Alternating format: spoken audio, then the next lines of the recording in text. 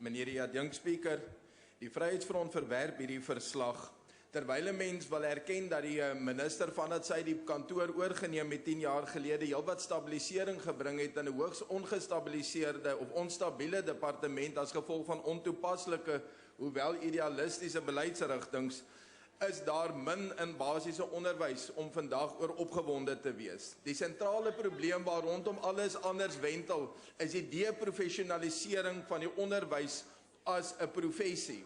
Onderwysers word onderwerp aan 'n auditkultuur wat beteken dat tyd wat aan voorbereiding bestee behoort te word, gebruik word om op te teken wat hulle gedoen het, terwyl dit doodgewoon is wat 'n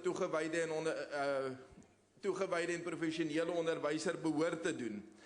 Dit is nie toevallig dat hierdie auditkultuur nodig is nie. Die rede daarvoor is die werk van die vakbond SADU, die South African Democratic Teachers Union, wat 'n verderflike invloed op basiese onderwys in Suid-Afrika het.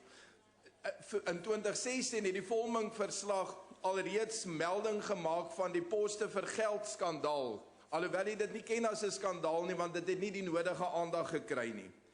Terwyl moedertaalonderrig erken word, word dit op dieselfde tyd ondermyn. En dan kom ons by die huidige probleem wat nie beskou kan word as iets wat oorgeerf is nie, en dit is die lomp en geheimsinnige manier waarop die sogenaamde omvattende seksonderrig deur die departement op die oog af teen begin van 2020 geïmplementeer word. Die probleem is dat daar 'n verslag is wat verdoemend is op hierdie poging waarmee die departement besig is, en tog lyk dit asof die departement nie ouers, onderwysers of hierdie huis in sy vertroue wil neem nie. Die Vryheidsfront verwerp hierdie verslag. Baie dankie.